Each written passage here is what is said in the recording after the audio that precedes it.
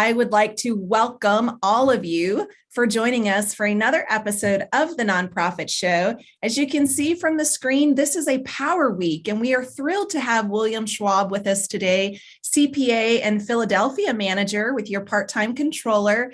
William is joining us today to talk about bankers in your boat and establishing banking relationships. So we are excited to have this conversation with you.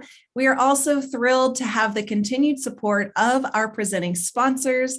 Many of these companies have been with us from the beginning, almost 400 episodes now, and they exist for one purpose, and that purpose is to help you do more good. So they are in your community. Many of them are virtual now, of course, and they really are here to help drive your mission forward, including your part-time controller that joins us for this Power Week today. So thank you for that.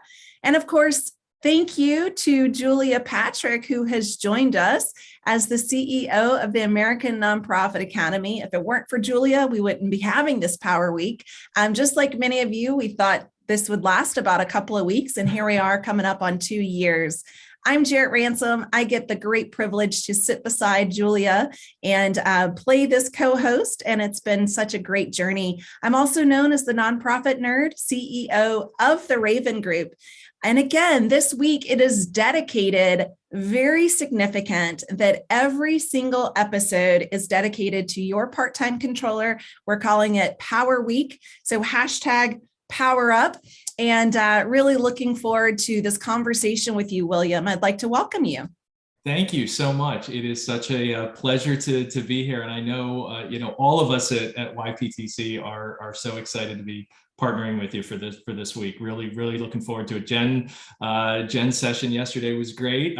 Spoiler alert, I think I'll probably have some carryover because we're talking about banking, right? So some of those fraud topics we touched on yesterday, they're connected to cash, right? So that ties right over into the relationships you have with your bankers and the services that your bank is providing to you. So I'm really glad you brought this up, because I think in the nonprofit sector, a lot of times we think, oh, we don't need a banker. That's for profit. That's with lots of money. We're just like doing the minimum and we don't need this. But I think that's just not true. Oh, I'd say it's absolutely not true. If anything, probably nonprofits have more of a need to have that relationship, that good, strong relationship with a banker. Especially, let's think back over the events that have been unfolding over the past year and a half as we've dealt with COVID. So many of our clients, were able to make use of PPP loans. And where did you have to go to get a PPP loan? You had to go to a bank. And if you didn't have, kind of a contact or someone you could talk to at your bank, if you were just a random number calling into a call center, you might have been left out in the cold in terms of trying to get in for some of the PPP funding. I think you are so right. And you hit the nail on the head, William. We have talked so much over these now almost 400 episodes about the return on relationship and really the investment. We talk often, and I'm sure you do too, as being in the accounting industry, that return on investment, but we rarely talk about that return on relationship. And during such tumultuous times, really having that banker and a banking relationship helped so many of us, including the nonprofit sector, right? Small businesses, nonprofit sector, really everyone. And you're right. I mean, really having that relationship, because I went through those applications. I know Jennifer Oliva joined us from YPTC often on Fridays as well, as she was literally live getting the updates on her phone. And there was so many changes. So tell us, how do we go about finding a banker, and what does that look like? Mm-hmm, mm-hmm.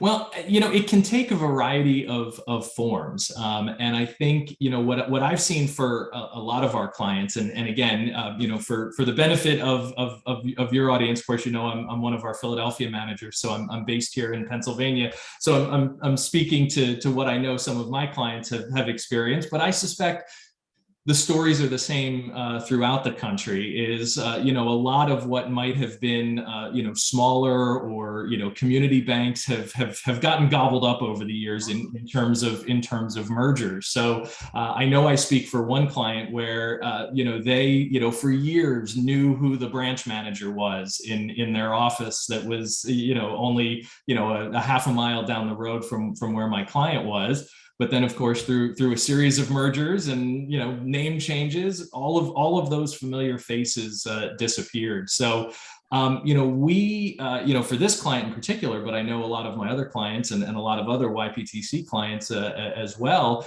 have really looked to some of the the community banks that still exist, that are still out there. In many cases, they are setting up, nonprofit, I'll call them practice line, but nonprofit service lines just to service the nonprofit sector. The client that I mentioned, they're an animal rescue organization. So they got connected with a community bank where it turns out the president of that bank shares those same passions and interests. So not only did they find a great business partner, they also now found a great funding partner as well for someone who's going to support the mission, volunteer at their events, and really just provide fantastic PR to the organization. And I think those are the success stories, and they're definitely out there. So I have a one-on-one question. I'm a little embarrassed to ask it. Is a community bank the same as a credit union, or how do you define those two? They are different, and I don't. Again, I'm not. I'm not a lawyer in that regards in terms of how the legal structure works. But a credit union, is typically set up. They're kind of chartered differently in terms of how they're set up. A community bank generally is going to be a business. They're going to have shareholders, whereas in a credit union, the owners are the members of that bank. There are no external shareholders. So that's the difference. And I think that's why you see credit unions in that regard, I think have certainly become a lot more prevalent in recent years, in the sense that they market that, hey, we don't have shareholders, right? We're looking out, our members are our shareholders. We're looking out for them and putting their interests first. So that community bank is really vested in just that, the community. And so finding, as you just said, I would call it a success story, this win-win of, the leadership of the bank has a vested interest in this community solution, then really fits that alignment when it comes to mission match, as we call it. And I think that really helps to build a very substantial relationship. It absolutely does. And it builds those personal relationships too. I've asked we're having these conversations with my clients, a question that I will ask them sometimes, especially if they're not happy with the service they're getting for their bank, very often a question I'll ask them is, well, when's the last time your bank reached out to you?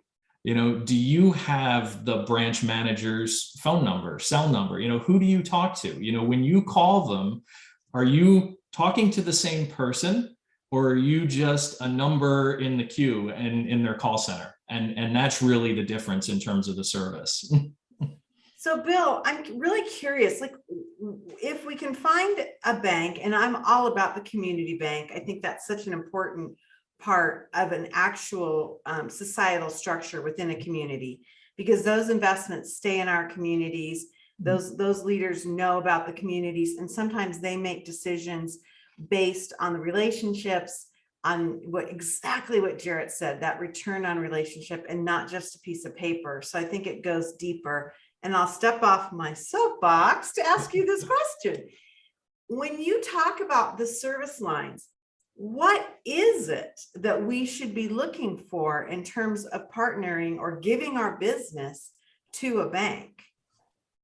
Sure. Well, I mean, any bank is probably going to have, relatively, similar services, right? But there definitely are some specific ones that you want to be on the lookout for.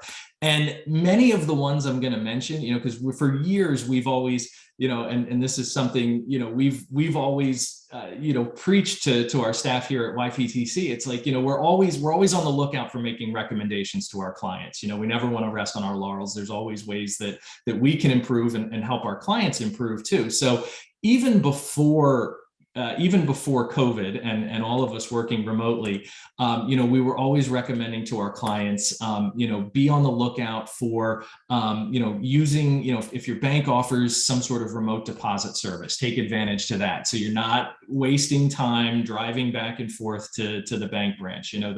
Those checks come in, you can essentially deposit them the same day rather than keeping them in a drawer somewhere. We've had new clients where we've walked into and they're like, oh yeah, here's our, and you've got a month's worth of deposits and heaven forbid cash that hasn't been deposited. So certainly remote deposit is huge.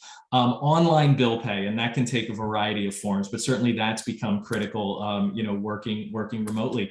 Positive pay, we talked, Jennifer Oliva talked about, some fraud issues yesterday in terms of ACH and wire fraud and check fraud, and having, positive pay where you're essentially telling the bank, here are the list of valid checks and the amounts. And if a check gets presented that doesn't match that check number or that amount, don't cash it because it's not a legitimate check. And a lot of organizations don't take advantage of that. And it's a huge enhancement to your internal control structure. Okay, no, wait, I have not heard of that. Now I'm old, so there you go.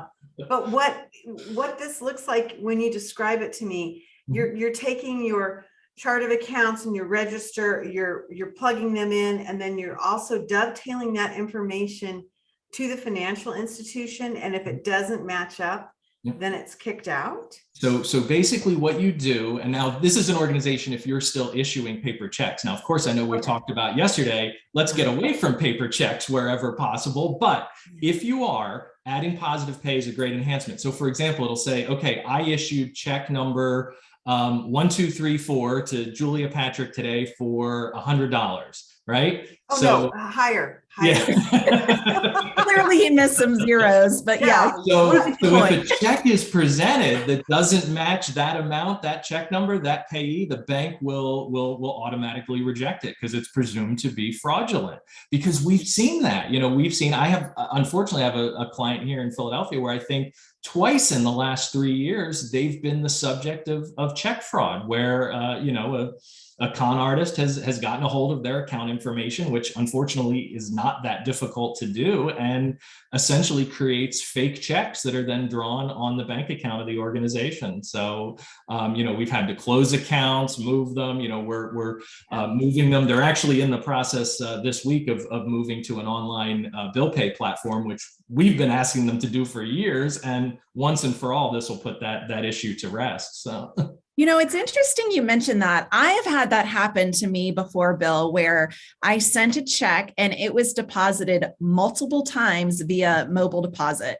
And I was like, how can this happen? It's the same check, it's the same check number. So having this positive pay, I can imagine for an organization, because many of our viewers and many of our nonprofit, participants here are really at that, $1 million plus, some $25 million plus. So we're talking some big checks, well above 100, but yeah, some really big checks. And so that's there, and I think also technology has allowed so many individuals that have kind of like that ill will, if you will, it allows them to do even more harm. It's almost like, these individuals that have that brilliant brain are able to think beyond the technology advancements. So that's why having a banker in your boat is so critical to the success and sustainability of your organization.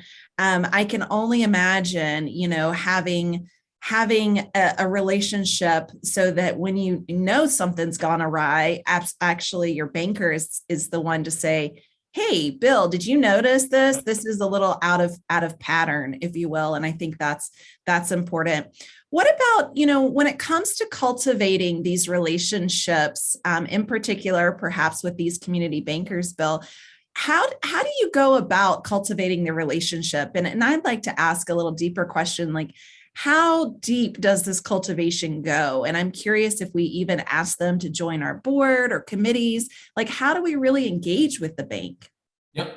Yeah, I think it absolutely, I would say it absolutely can go as far as you would want to take it. You mentioned board seats, and I certainly have had clients where a member of their bank and the individual they've built a relationship with, is serving on the board, certainly being an advocate for the organization. I know I gave that example as well. Encouraging them to attend client events. I know, in-person events aren't happening still as much. Unfortunately, a lot of our clients' events are still virtual, but that opens up some additional possibilities as well. We've had clients here in, again, just, here in the Philadelphia area and in Pennsylvania where, because their events were forced to go virtual, they've been able to reach a far larger audience than they would have otherwise with an in-person event. But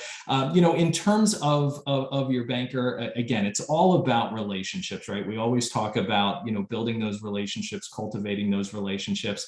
And it's just a matter of needing to get together. The client that I mentioned where we found that the president of that organization shared a common interest with my client. They had the same passion for animal welfare.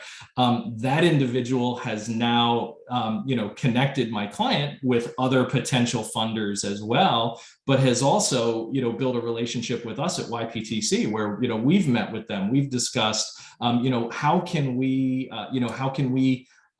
get you connected with other organizations and other nonprofits that we serve, and maybe not even in bank. We talk about banking, but it goes really far beyond that into other financial services as well. I know it's probably getting beyond certainly what we would have time for today, but investment management and insurance as well. There is that whole suite of financial services and products that are available to organizations today.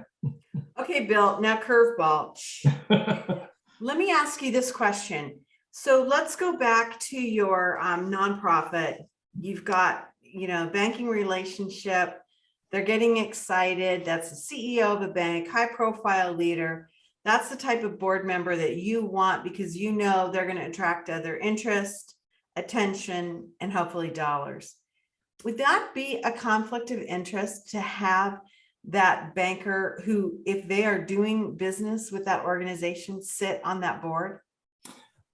It wouldn't necessarily be. Now, of course, we always want to make sure all of our organizations have a conflict of interest policy and something that, it's not something you sign once and you put in a drawer. The Right. best policy is one you're reviewing. And I know, for my clients, the board members need to certify that on an annual basis. I want to go back to, I think I had opened talking about the PPP loan, right? So, I have a client where, their board treasurer, is the controller at their local bank that they use, and it was the bank where they got their PPP loan from. Now, this individual had nothing to do with that. Completely, of course, recused themselves from the process, but still, in the interest of transparency, we made sure, is that doesn't violate any conflict of interest. And it's disclosed, right? If you read that organization's 990, you're going to see mentioned right in there, hey, the organization, I'm paraphrasing, but basically the board treasurer is also an employee at the bank where this organization obtained its PPP loan, and had nothing to do with the decision or the loan making process. Right. And that's great practice across the board. It could be, a real estate person. It could be an attorney. It could be a marketing professional. There's so many ways in which our board members help to provide additional services. And you're right, to have that conflict of interest, to recuse yourself as a board member from those voting. Great best practice that you mentioned. Before we went live, Bill, you mentioned that there is a worksheet or a toolkit or something. You said you're like, it's all out there for everyone to access on the YPT website. What exactly is out there and how do we access that? Oh, in terms of resources, now these aren't going to be specifically related to banking, but I know when Jennifer Oliva was on yesterday, she mentioned our mission business podcast series, which is fantastic. I think the latest episode is in post production right now, so stay tuned. That's gonna be out soon. But if you go to YPTC's website, and it's just yptc.com, there's a ton of information there, but there's a tab called resources, and if you go in there, that is chock full of every, webinar that we did, every article that we put out related to PPP when that happened, the employee retention credit, tons of other resources. And that, we made the conscious decision to make that freely available to everyone, whether you're a client of ours or not. Yeah. Yep. I think that's what's really cool is that Very helpful. You do not have to be a client of YPTC. Obviously, they hope you are, but with more than 1,000+ clients, it's open, and it's very interesting information, because I find, Bill, that it is done in language that non-finance people can understand. Mm-hmm. And I think that's super important. We don't have a lot of time left, but I want to get into one more aspect of the banking relationship and having banking in your boat. I'm wondering if you could talk a little bit about some of that strategic thinking, like,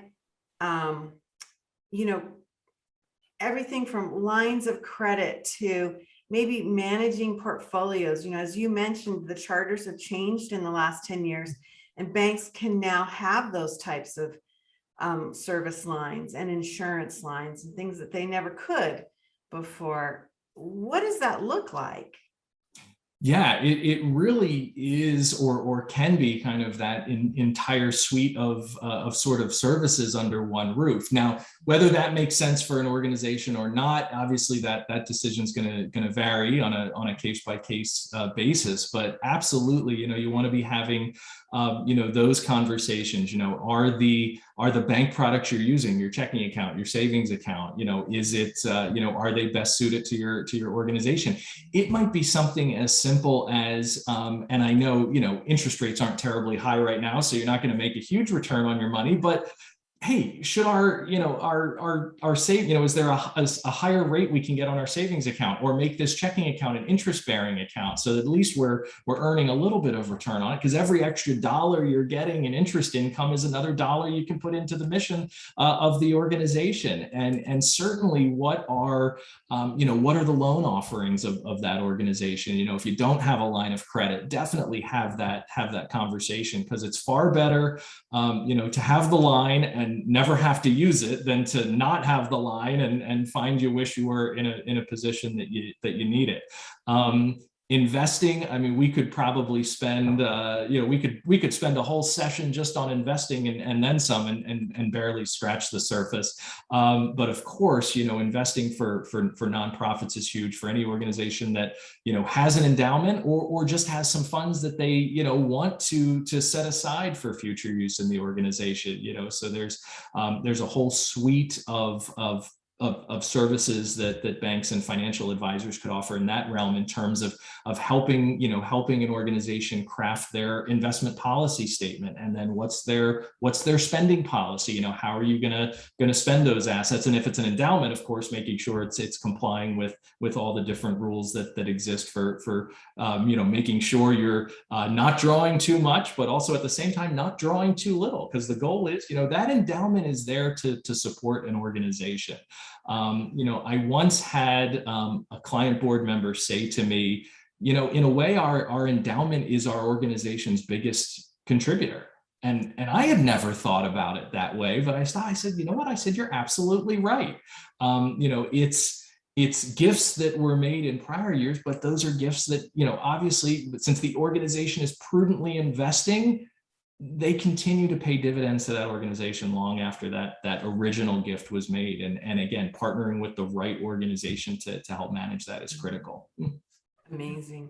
I'm so glad you mentioned endowment. I've heard of organizations really focusing on that, especially in lieu of, maybe not in lieu, but especially because of COVID, really making sure that, there is an endowment or some kind of like security fund. And I'm also hearing, Bill, a lot of organizations dipping their toe and considering capital campaigns. And that's another great opportunity, that you really want to make sure that you do have a banker in your boat, because that is going to take a little bit more handholding and relationship for the longevity. Most capital campaigns, 3 to 5 years in length, or those pledges might stretch out to about 5 years. So having that relationship with your banking institute is really important. Absolutely.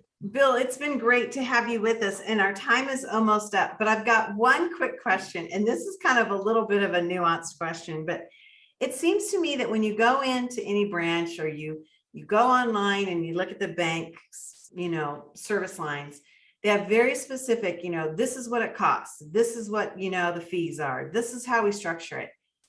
Is it realistic to think that as a nonprofit, we can ask for a better rate or get a better deal or have some sort of consideration?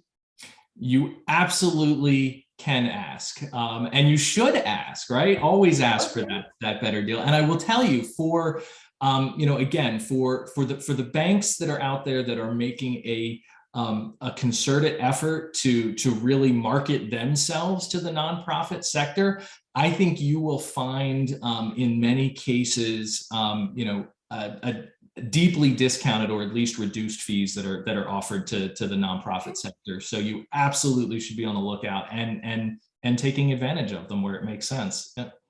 Okay, that's like the best news of the day, don't you think, Jarrett? That is very, very important. Even, wiring funds or something like that, there's typically a $30 fee, or, there's always a fee on top of something. So anytime, as you said, Bill, you can make sure that dollar goes towards your mission and maybe not bank fees. That's a better place for the mission, for sure. Yeah. Great news. Love it. Well, Bill, this has been great. I love this conversation. It's one of those things that it's at the heart of how we perform our financial health, and yet something we don't talk enough about unless we've had a problem or we don't have a relationship. And to quote the nonprofit nerd, it's all about that return on relationship, the ROR. Here's Bill's information. Philadelphia manager extraordinaire, coming to us from the East Coast today. We have been so honored that you would come and talk to us about bankers in our boat, establishing relationships.